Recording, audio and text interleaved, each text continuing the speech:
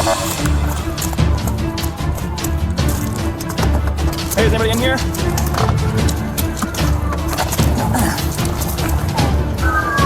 two in that car? We're in that car. Are you okay? He's not okay. It's not okay. He is not okay. And I have a... What's going on? He's struggling to breathe. Investigators said Rebecca allegedly failed to yield at the intersection, causing the crash that left the other driver, identified as Dave Cornea, hospitalized for 5 days before he reportedly passed away. She was a principal's right hand. She was the person parents trusted with their children every single morning. She was the person teachers called when they needed guidance. She was, by every measure that mattered in her community, a good person. And then she got behind the wheel. The body cam footage begins with flashing lights, blue and red strobes cutting through the night air on a Milwaukee street. Officers move quickly. There is glass on the road. There is a crumpled frame of metal where a car used to be. And there is a man named Dave Cornea who is barely breathing. He would not survive. 5 days later, Dave Cornea was gone. He was not a headline to the people who loved him. He was a husband, a neighbor, a man who had simply been driving home. The woman responsible for that collision was Rebecca Salomon, 51 years old, assistant principal of an elementary school in Milwaukee. By the time officers spoke with her at the scene, the results were already irreversible. This is the story of what happens when one decision becomes the last decision someone ever makes for another person. And this is the story of the body cam footage that captured everything. Most tragedies do not announce themselves. They do not begin with dark skies or ominous music. They begin the way that evening began for Rebecca Salomon, with a social gathering, with laughter, with drinks passed across a table among people who knew each other well. It was an evening in Milwaukee, a city that carries both the warmth of a tight-knit Midwestern community and the weight of all the things that can go wrong inside one. The streets that night were wet, not flooding, not dangerous in any extraordinary way. Just a regular evening in a city that had seen thousands of evenings just like it. Rebecca Salomon had spent years building a life that from the outside looked like the kind most people hope for. She had worked in education. She had risen through the ranks of a school system that demands patience, dedication, and trust. The role of assistant principal is not glamorous. It is the job of the person who handles the things the principal cannot, who stays late when everyone else has gone home, who is present for the difficult conversations between parents and staff. She was not a stranger to responsibility. She understood consequences. It was her job to teach consequences to children. That evening, she was not thinking about consequences. She was at a gathering. The details of what was consumed and in what amount would later become part of a legal record. What matters here is the simple truth Rebecca Salomon drank that night. She drank enough that her blood alcohol content would later be measured far above the legal limit. And when the evening ended, she did not call a ride. She did not ask a friend for help. She walked to her car. She put the key in the ignition, and she drove. A few miles away, Dave Cornea was also having an ordinary night. He was in his car. He was doing what millions of people do every single day. He was driving home. He was following the rules of the road, the unspoken agreement that every driver enters into the moment they take the wheel. The agreement that says, I will control my vehicle. I will pay attention. I will not put your life at risk. Dave Cornea was holding up his end of that agreement. Rebecca Salomon was about to break hers. There is always a moment. Investigators and behavioral experts who study alcohol-related accidents will tell you the same thing. There is always a moment before the crash where the outcome could have been different. A moment where someone pauses, where someone asks a question, where someone else offers a ride, where a key does not make it into a lock. We do not know exactly what that moment looked like for Rebecca Salomon. We know it existed because it always exists. What we know from the evidence is that she made the choice to drive, not a passive choice, not something that happened to her. She walked to that car with intent. She was capable at that point of making decisions. She chose this one. The intersection she was approaching was not unusual. Milwaukee intersections follow patterns that drivers learn over years of familiarity. There are stop signs, there are traffic signals, there are right-of-way rules that exist for one reason only: to prevent exactly what was about to happen. Alcohol does not make people evil. That is not what this story is about. What alcohol does at sufficient levels in the bloodstream is dismantle the machinery of judgment. It slows reaction time. It distorts depth perception. It creates a false confidence. that tells the brain the body is performing better than it is. A driver with a blood alcohol level well above the legal limit is not the same driver who left the parking lot sober. The body is behind the wheel, but the processing systems that make driving safe have been compromised. Rebecca Salomon did not stop. At the intersection, she failed to yield. She did not stop. She did not slow down in a way that would have allowed her to see what was coming. She moved through a point in the road where two paths were about to converge. And when Dave Cornea's vehicle crossed her path, there was no time. The decision had already been made. Not at the intersection, at the parking lot, when she chose to drive. It happened fast. Crashes at intersections always do. The physics do not allow for slow motion. Two vehicles moving at road speeds, one crossing the path of the other without yielding, produces a collision that takes fractions of a second to complete and a lifetime to survive. Rebecca Salomon's vehicle struck Dave Cornea's car. The force of the impact was severe. In the aftermath, the damage to both vehicles told the story clearly enough that investigators would have little difficulty reconstructing what happened. There were skid marks, there was debris, there was the silence that comes after a crash, that brief impossible quiet before the sirens start. Dave Cornea was alive. He would not be for long. Emergency services were called. First responders arrived at the scene. What they found was a man whose injuries were catastrophic. The trauma from the collision had caused damage that no amount of immediate care could fully address. He was transported. He was admitted. He was placed in the hands of people who were doing everything medically possible. It was not enough. Meanwhile, Rebecca Salomon remained at the scene. She had not fled. That detail matters for the legal record, but it does not change what had happened. The body cam footage from the officers who arrived would later become a central piece of evidence in this case. Those cameras captured everything.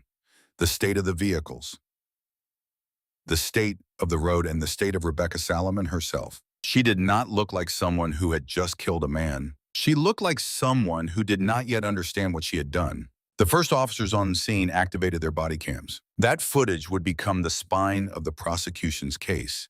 It would become the footage that audiences across the country would watch and struggle to reconcile. A woman who looked ordinary, spoke in the sentences, seemed calm, and whose blood, when tested, would reveal a level of alcohol far beyond the legal threshold for driving. Wisconsin law defines legal intoxication for drivers as a blood alcohol concentration of 0.08 or above.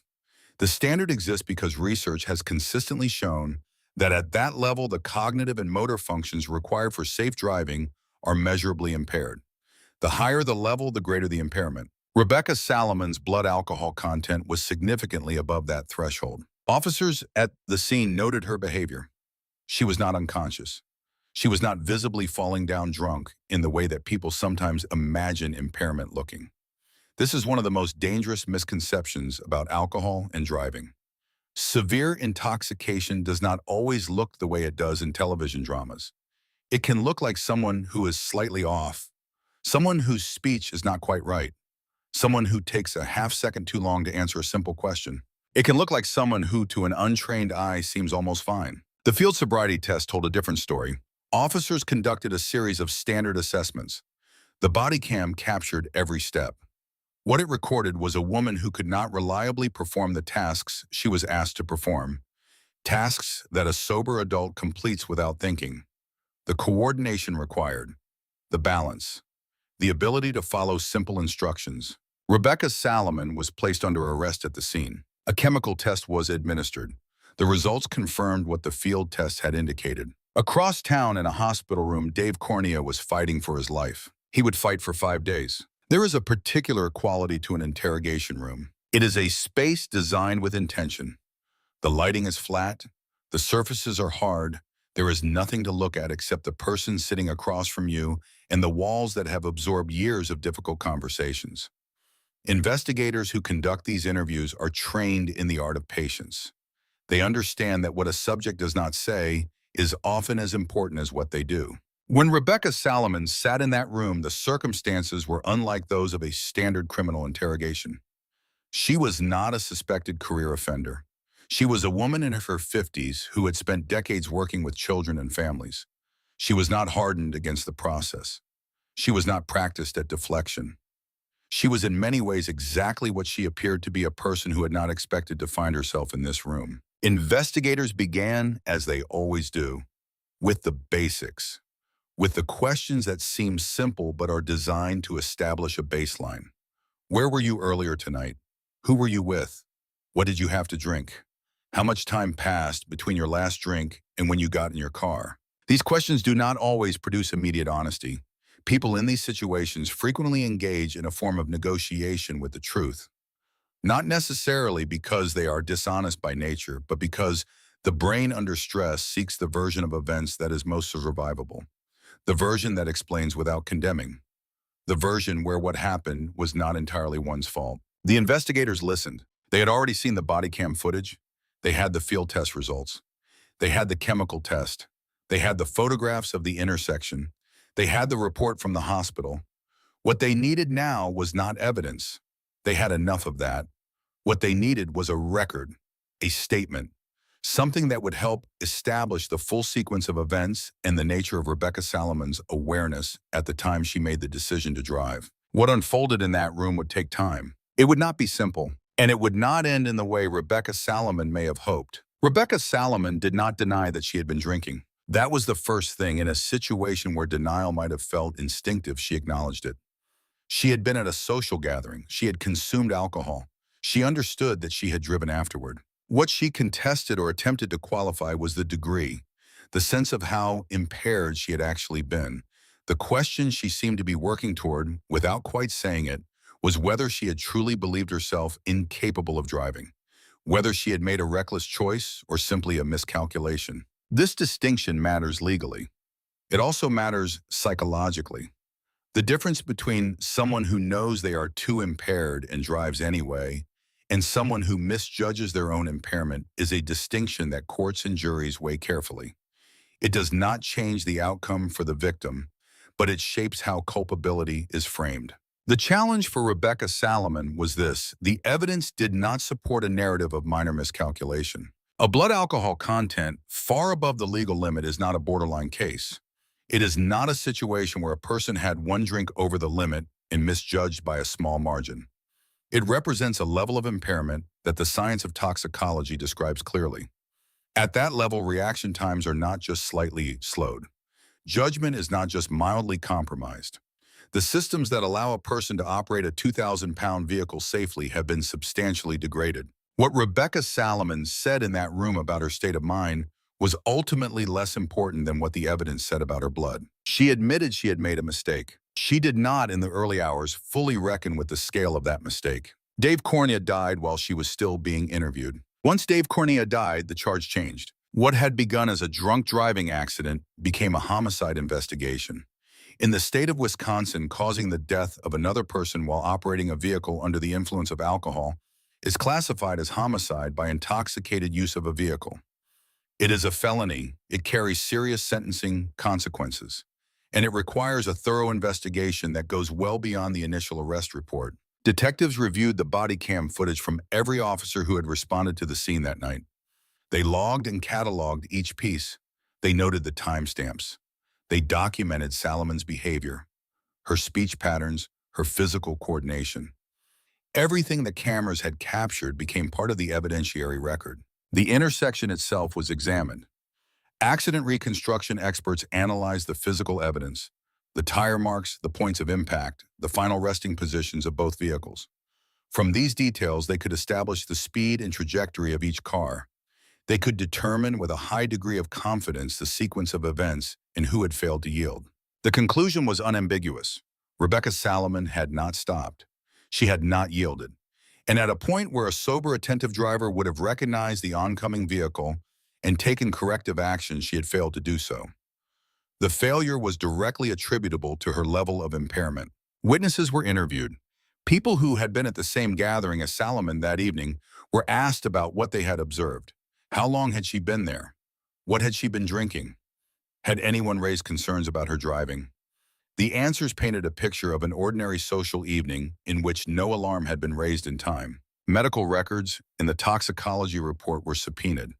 The forensic picture was complete. The case was presented to prosecutors, and prosecutors moved forward. Rebecca Salomon was charged with homicide by intoxicated use of a vehicle. Under Wisconsin law, this charge applies when a person causes the death of another human being by the operation of a vehicle while under the influence of an intoxicant. It does not require the prosecution to prove that the defendant intended to cause harm. Intent is not the standard. The standard is the act itself and the causation between the impaired driving and the death. The prosecution did not need to prove that Rebecca Salomon wanted Dave Cornea to die. They needed to prove that she drove while impaired, that the impairment contributed to the collision, and that the collision caused his death.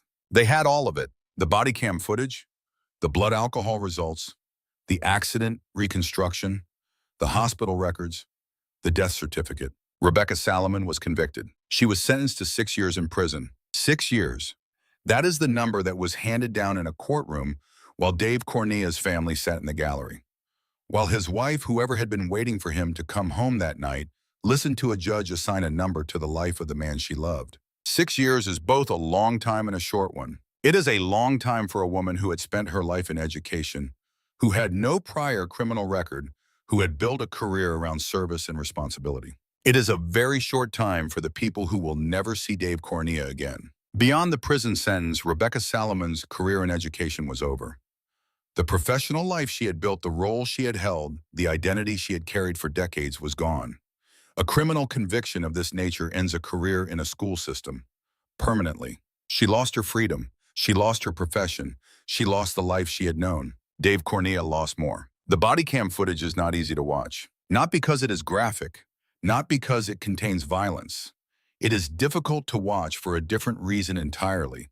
It is difficult to watch because it contains something that raw crime footage rarely offers: the real-time psychology of a person in the process of understanding what they have done. In the early minutes of that footage, Rebecca Salomon is not yet fully aware of the extent of Dave Cornea's injuries.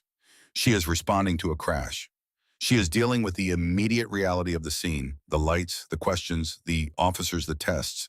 Her brain is performing a kind of triage, responding to what is directly in front of her, while the full weight of what has happened is still forming at the edges of her awareness. Behavioral analysts who study footage like this describe a cognitive process sometimes called compartmentalization under acute stress. The mind, when confronted with a situation of extreme consequence, does not process everything at once.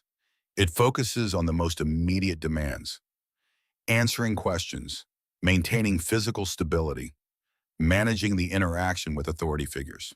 This is why people in serious accidents can sometimes appear remarkably calm in the immediate aftermath. It is not callousness, it is neurological triage.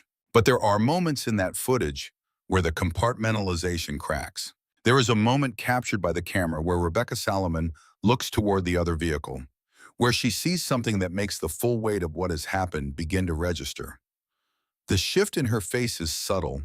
A person watching casually might miss it, but it is there. It is the moment where the brain stops managing the surface and starts to understand the depth. What is also notable in the footage is what is absent. There is no aggression.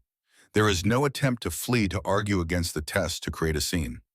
Rebecca Salomon, for all of the terrible circumstances of that night, complied. She answered questions. She went through the process. She did not make the situation worse through resistance. Psychologists who analyze DUI cases note that compliance at the scene does not indicate lack of awareness. It often indicates the opposite. People who understand on some level that they have crossed a line they cannot uncross are frequently the ones who stop resisting. The resistance has nowhere useful to go. What has happened has happened. The interrogation footage adds a further layer. In the interrogation room, there are no cameras producing the performance pressure of a public scene. It is just a woman and investigators in a room. And what those hours of conversation reveal across all of the self-protective instincts and the qualified admissions is a person who is incrementally confronting a reality she did not see coming. That is not a defense, it is a description. The road to the worst moments of our lives is almost never the one we thought we were traveling. His name was Dave Cornea, not victim, not statistic, not the other driver. His name was Dave Cornea, and he was a person with a life that extended in every direction beyond the moment it ended. We do not know everything about Dave Cornea. This is not a biography. But what we know is this: he had people who loved him. He had a life that was ordinary in the most profound sense of that word. He had mornings and evenings. He had plans that would never be fulfilled. He had a car, and in that car on a regular night, he was simply trying to get somewhere. He was not in the wrong place at the wrong time. That phrase, which gets used so often in cases like this, does an injustice to the people it describes. Dave Cornea was exactly where he was supposed to be. He was on a road, driving correctly, following the rules. The only wrong that happened that night was not his. The 5 days that followed the crash were 5 days that his family will never be able to describe adequately to someone who was not there.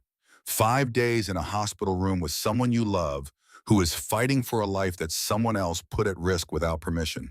5 days of not knowing, of hoping, of watching machines do the work that a body should be doing on its own, and then the absence. In the courtroom, the family of Dave Cornea had to sit and listen to the legal framing of his death. They had to hear it described in the language of statutes and charges and mitigating factors and sentencing guidelines. They had to watch a number be placed on the magnitude of their loss. No number is adequate. Dave Cornea deserved to drive home that night. He deserved to arrive. He deserved every day that was taken from him. He is why this case matters. Not the trial, not the sentence, not the footage, him. Every year, thousands of people die in alcohol-related traffic crashes in the United States. That number is so large that the mind has trouble holding it. It becomes abstract. It becomes a policy issue. It becomes something that happens to other people. And then a case like this emerges from the data. A case with names, with a body cam, with footage that makes it impossible to look away and impossible to pretend this is not real. Rebecca Salomon was not a bad person. She was a person who made a catastrophic decision. Those two things can exist simultaneously. The failure to understand that distinction is part of what makes drunk driving so persistent as a cause of death. We tend to imagine that people who drive drunk are reckless by nature, people who do not care, people whose judgment has always been poor. And sometimes that is true. But the data tells a more complicated story. Many people who drive impaired are people like Rebecca Salomon, people with jobs, with reputations, with networks of people who trust them, people who in every other context of their lives exercise good judgment. Alcohol does not care about reputation. The critical failure in cases like this one is often not a character flaw. It is a planning failure. It is the absence of a prior commitment. The dinner plans that did not include a designated driver. The social gathering where no one said at the beginning of the night, someone is not drinking tonight. The culture that treats calling a car or asking a friend for a ride as an admission of weakness rather than an act of basic responsibility. Rebecca Salomon had access to alternatives. She had a phone. She had the option to call a rideshare service to call a friend to wait. She did not use any of those alternatives. Whether that was because alcohol had impaired her judgment about her own impairment, or whether it was a conscious decision she made despite knowing better, the result was identical. Dave Cornea did not get to go home. The second lesson embedded in this case is about bystanders. At the gathering Salomon attended that night, people presumably saw her consume alcohol. They presumably saw her prepare to leave. The social dynamics of such situations are complex. No one wants to be the person who takes away someone's keys. No one wants to create a scene. No one wants to be wrong about how impaired someone actually is. But the cost of being wrong in the other direction is Dave Cornea. The conversation that no one had that night, the moment where someone could have said, "You should not drive, I will call you a ride," that moment is worth having, even if it creates awkwardness, even if it offends the person being offered help, even if it turns out to be unnecessary. Awkwardness is not equivalent to a funeral. The body cam footage has been watched by hundreds of thousands of people. They watch it for many reasons. Some watch because they want to understand how something like this happens.